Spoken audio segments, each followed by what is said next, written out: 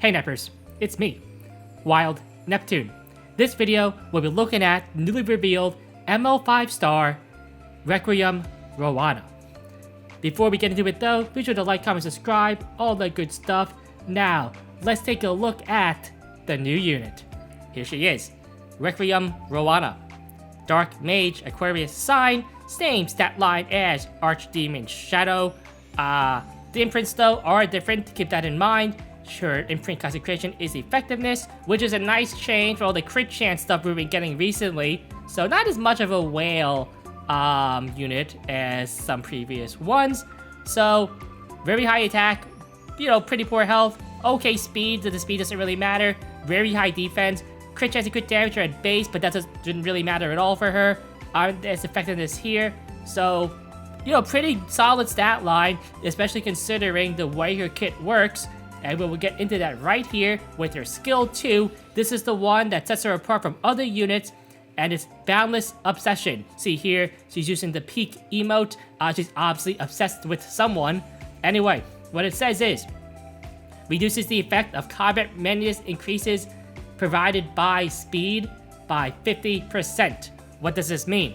Well, let's say she is at 200 speed. She'll only get 100 speed based CR boost. So what does this mean? It means that she needs no speed at all. You build her with 0 speed. Why? Because the rest of this passive reads, at the start of the foremost ally's turn, except for the caster, that's the ally in front, and it also means not herself, because if she was at the 100% bar and she took a turn, and she increased herself by 100%, that doesn't really do anything for her. So if she's in front, well, you messed up. It increases CR readiness of the caster by 70%, 100 with the molas. It can only be activated once per turn.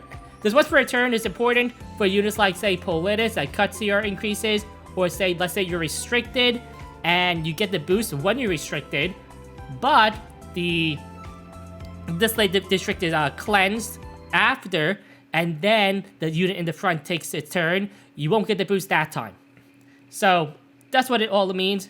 Now in the video, they show her being used with, say, Faithless Litica, like you see right here. So Faithless Litica, she takes her turn, she's in front. Requiem Roana boosts all the way to the front, 100%. Faithless Litica S2s, she gets her CR boost because it's a CR boost and an extra turn. Requiem Roana takes her turn, and then Faithless Litica, she uses her next skill, her S3 or S1, whatever she's using after her S2, and then Requiem Roana, well, she takes another turn because her boost goes again. So very nifty setup there. I feel like this is actually going to be one of the primary combos that the unit will be used in. Anyway, let's look at her next skill, her S3. So her skill 3 is Eternal Lament, and it reads here, attacks all enemies with a horde of illusions, so AoE, increases cooldowns by 1 turn, and decreasing combat menace by 30%. So it's a double whammy here, where you push them back, the whole team, by 30%, and you also increase cooldowns by 1 turn. Now, increased cooldown is a very strong mechanic. Not a lot of units really have this, and especially when it's attached to a skill like this, which kind of overloaded with a lot of other stuff too. Also cannot trigger a critical hit, so remember that no crit damage on her awakenings. Well, this is why. And penetrates the target's defense, so true damage, much like Last Rider Krau's.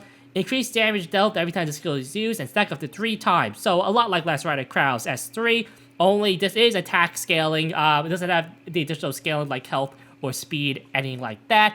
The damage is unknown right now, so we'll have to see about that and how big of a boost it gets from stacking up. Now 4 turns after the Mola, and remember, because she acts on the frontmost unit's CR, well, you might be able to cycle this pretty quickly. Now in the video, they have her on Etika's, which is a pretty nice tech here. Maybe get a cooldown, especially when you are taking so many turns in a row. You're bound to get some procs. And finally, the S1, basic S1 here, with a 75% chance after the molars to decrease defense for 1 turn, 100% for 2 turns with a 10 soul burn. Nothing special, but, also not really that bad. And the fact that she might have some effectiveness on her means that he might be able to land this more often than not.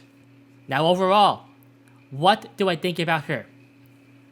Well, first off, I do find it troublesome that she's a mage, because it means that she can hold book.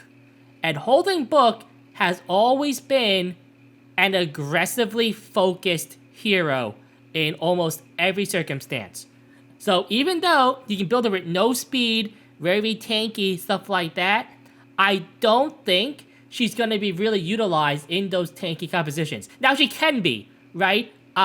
She definitely has the kit to be used in actually a lot of different compositions.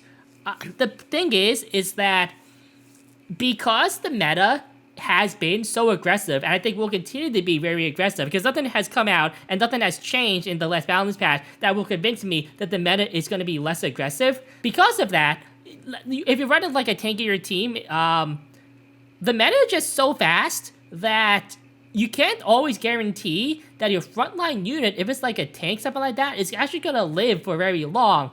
And you probably want to take advantage of her passive early and often with initiators like, say, Phaedrus Litica, or other like fast CR boosting units in the front. Now, on the flip side here, there is the chance that your frontline unit, when it's like squishy like that, just dies, and then she's kind of a useless unit, right?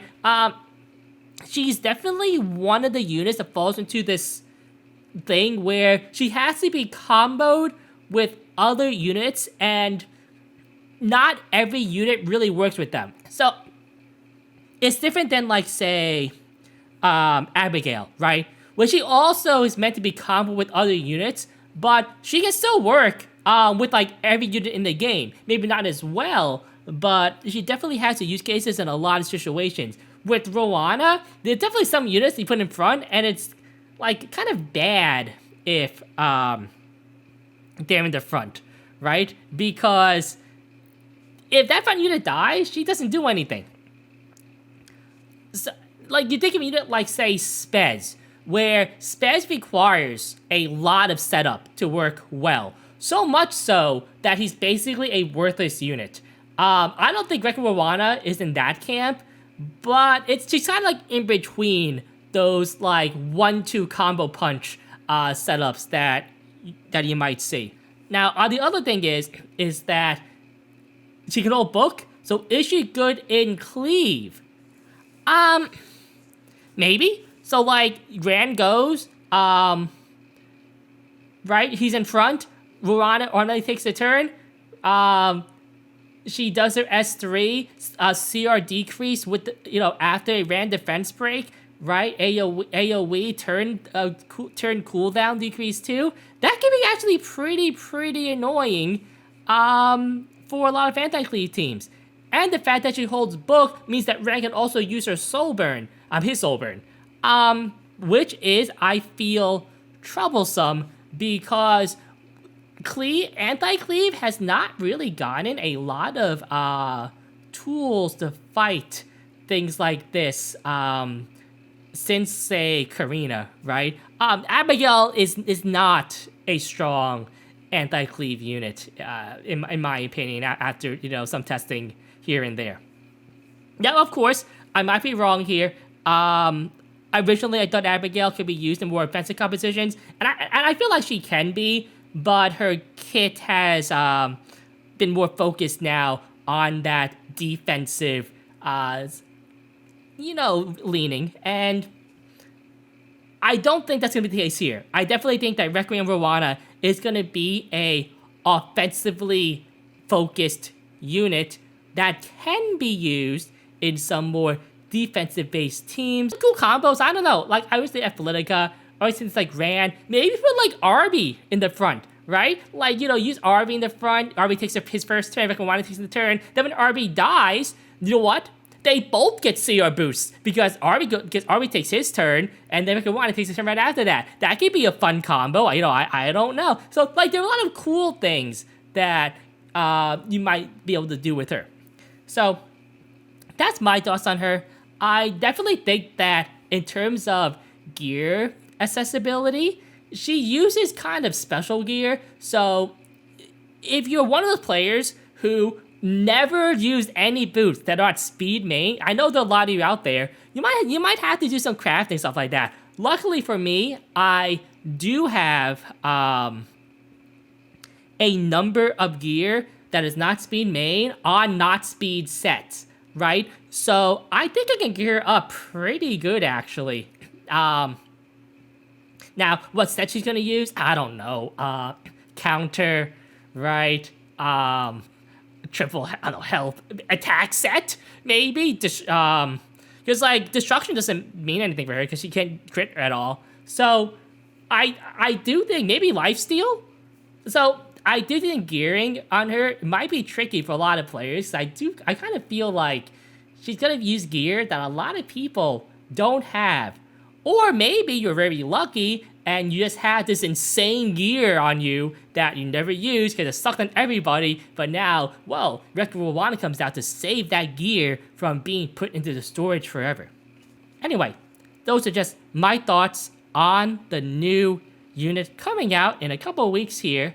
I am pretty close to Pity, about 50 or so away, so I should be able to get her if I choose to. Hope you enjoyed this, and hope it's been an informative look at her. Remember, she is, a little bit of ways, so things might change. However, I don't think they will. Anyway, Neptune. It's been a good one. Nep out.